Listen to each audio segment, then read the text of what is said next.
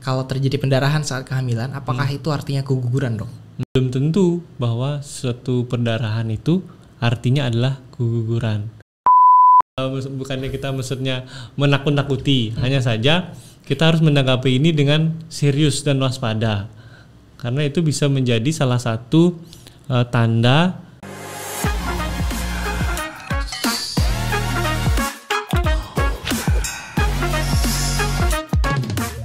ngobrol bareng spesialisnya. Halo Sobat Muda, selamat datang kembali di Ngobras, ngobrol bareng spesialisnya Sangat Keluarga. Hari ini kita ngobrol sama spesialis kandungan dan kebidanan yang kita sudah sempat ngobrol sebelumnya ya, Dr. Ayusta. Selamat datang kembali, Dok. Semoga gak bosen ya. Justru kita yang berharap betul gak kapok ngobrol sama kita. Jadi ini kita masih bicara lagi nih, Dok, tentang kandungan sama kebidanan ya. Betul. Spesialisasi ya, dokter ya. Yes. Kalau dari komentar-komentar kemarin itu kita sempat juga dapat feedback langsung dari seorang ibu hamil tentang salah satu kecemasan dia sama hamil. Jadi dia cerita kalau waktu itu keluar pendarahan, Dok. Waktu hamil. Yeah. Jadi yang dia ceritanya tuh sambil takut, merinding kayak ini terjadi keguguran apa bukan gitu ya. Jadi saya mau tanya sekalian langsung deh, Dok ya. Mungkin juga untuk sobat bunda sekalian yang sedang bertanya-tanya nih. Kalau terjadi pendarahan saat kehamilan, apakah itu artinya keguguran, Dok? Oke. Jadi untuk keguguran itu sendiri ya saya garis bawahi ya, keguguran itu sendiri definisinya adalah meninggalnya janin sebelum umur kehamilan 20 minggu. 20 minggu? Ya, 20 minggu. Berarti 5 bulanan ya? Ya, 5 bulanan ya. Atau dari segi berat badan bayi itu di bawah 500 gram. Ya kurang lebih seperti 4 buah pisang gitu ya, atau beratnya itu ya, atau seperti sepak bola gitu ya beratnya. Tapi bukan besarnya ya, beratnya seperti itulah. Seberat itu kira-kira 500 gram yang terjadi dengan salah satu tandanya adalah perdarahan. Nah, selain perdarahan itu tanda yang lain adalah rahimnya berkontraksi nih, sehingga menyebabkan sakit perut atau kram perut. Nah, ketika terjadi tanda-tanda seperti itu, nah saya sarankan sih sobat bunda jangan panik gitu ya, tetap tenang. Hanya saja ini harus tetap ditanggapi dengan serius, gitu. Ditanggapi dengan serius. Jadi perdarahan ini bisa terjadi kapanpun selama kehamilan. Nah, seperti kita ketahui, kehamilan itu kan kita bagi menjadi 3 trimester. Ya, jadi trimester pertama itu di 3 bulan pertama. Trimester kedua di 3 bulan kedua, dan trimester ketiga di 3 bulan ketiga. Nah, masing-masing tahapan ini bisa terjadi perdarahan pada 3 waktu ini. Nah, kalau terjadi perdarahan itu di 3 bulan pertama, itu kemungkinannya ada 3. Satu yang tadi disebutkan, suatu keguguran. Yang kedua, kehamilan di luar kandungan. Gitu. Atau yang ketiga ada yang namanya hamil anggur gitu. Jadi tiga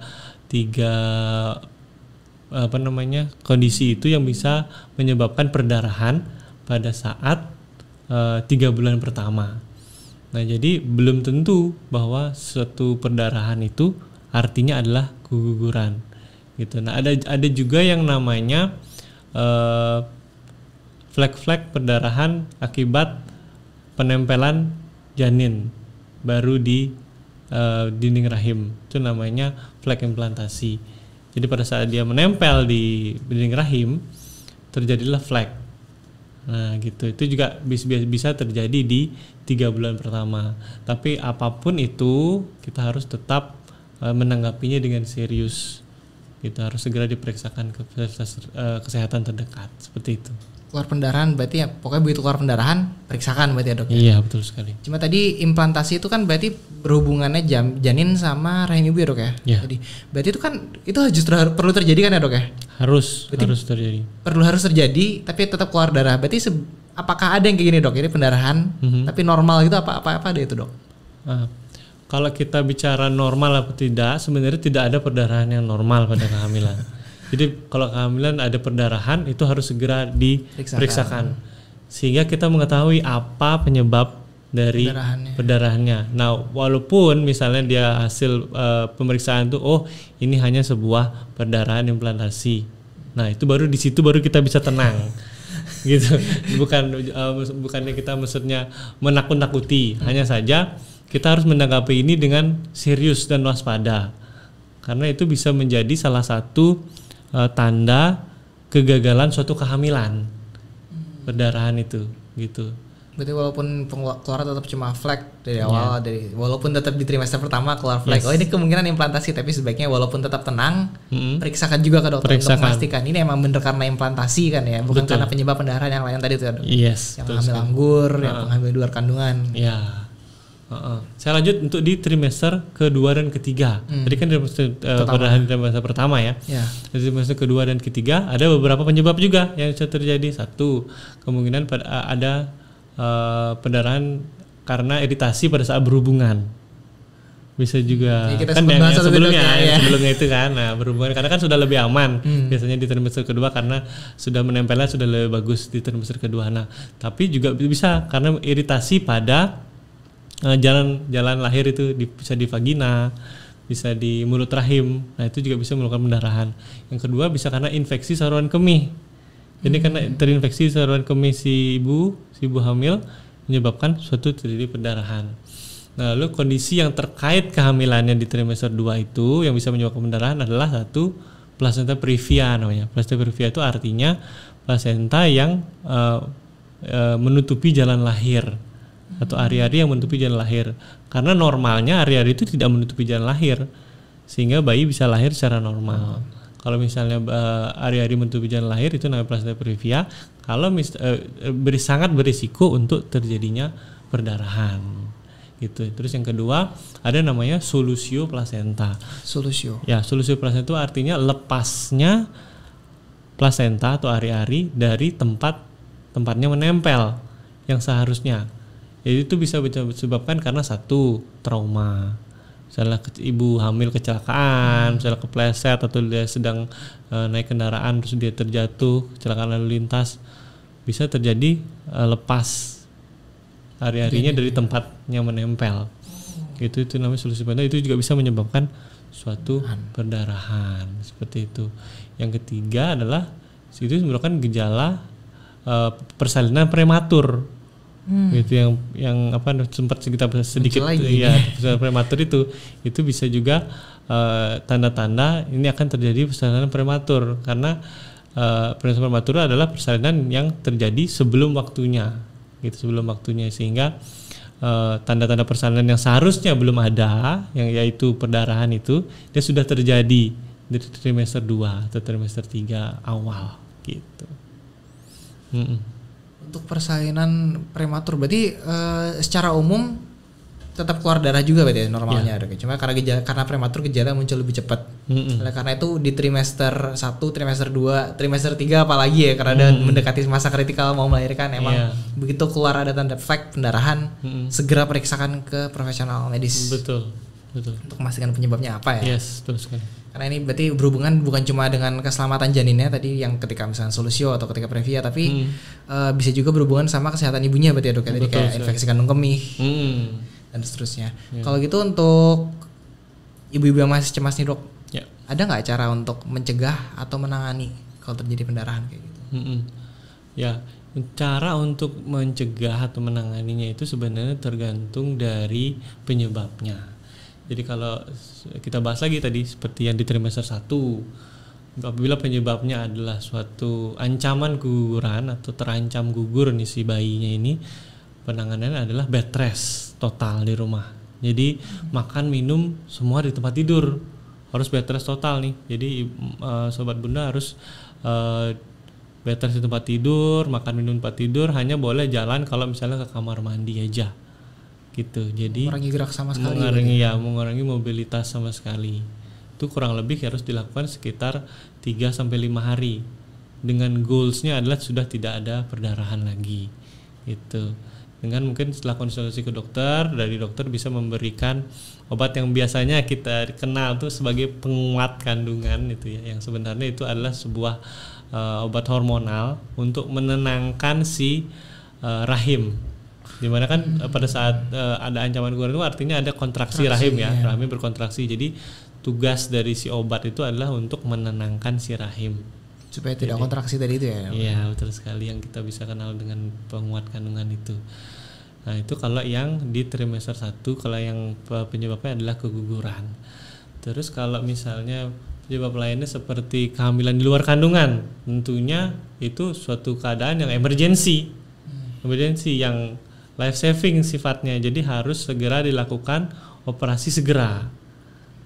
Ya, karena mungkin dia di luar perdarahannya hanya flek-flek aja, tetapi di dalam dia sudah terjadi perdarahan yang sangat hebat. Karena kan yang paling sering terjadi hamil luar kandungan itu adalah kehamilan di tuba fallopi yaitu di saluran telur itu sendiri. Nah, tuba fallopi itu kalau pecah, itu pembuluh darahnya akan mengeluarkan darah yang sangat banyak. Jadi perdarahan itu terjadi di dalam perut ibu. Perdarahan internal. Iya, perdarahan internal, perdarahan di perut ibu. Nah, itu tidak bisa kita lihat di luar. Perdarahannya sedikit dari luar, tetapi kondisi ibunya drop sangat cepat. Ibunya mengalami shock, tensinya turun, denyut nadinya meningkat, ibunya pucat, sakit perut yang luar biasa. Tapi perdarahan dari luar sedikit, hanya flek-flek saja. Itu karena perdarahan yang banyak itu justru ada di dalam.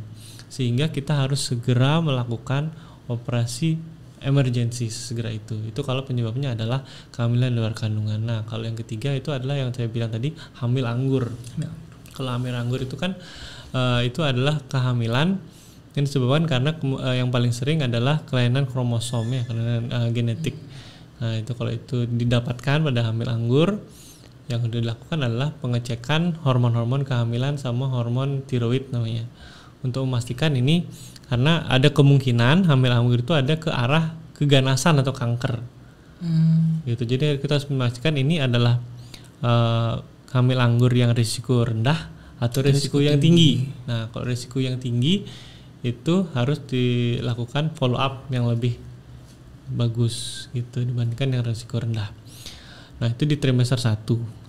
Nah, di trimester 2 kan itu ada yang tadi ya, solusio placenta dan juga placenta previa. Ya.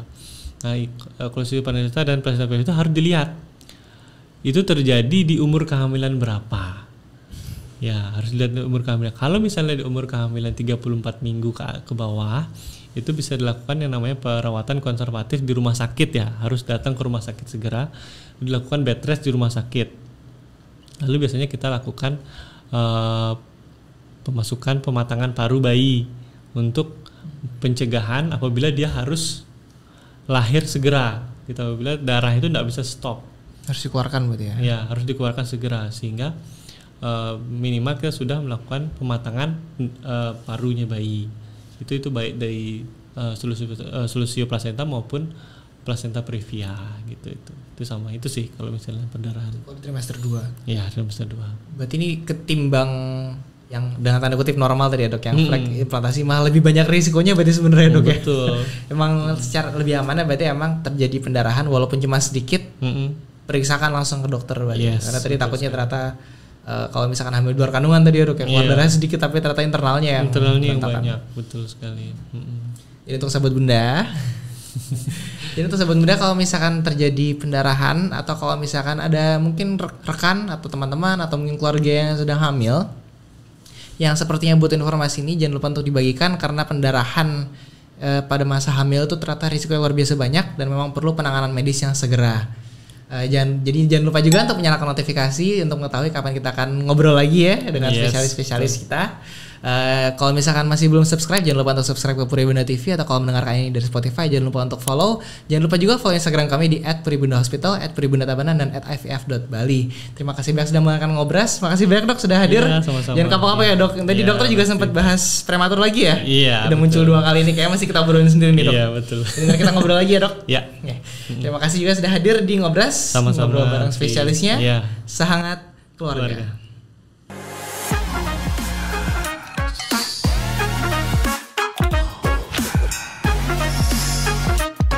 Ngobras, ngobrol bareng spesialisnya.